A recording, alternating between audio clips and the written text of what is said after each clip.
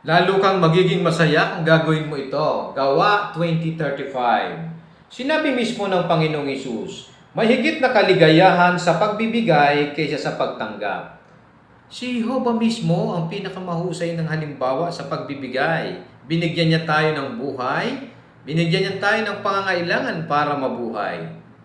Si Jesus din, ang anak ni Jehovah, ay bukas palad nang isacrifice niya ang kanyang buhay para magkaroon tayo ng pag-asang mabuhay magpakailanman.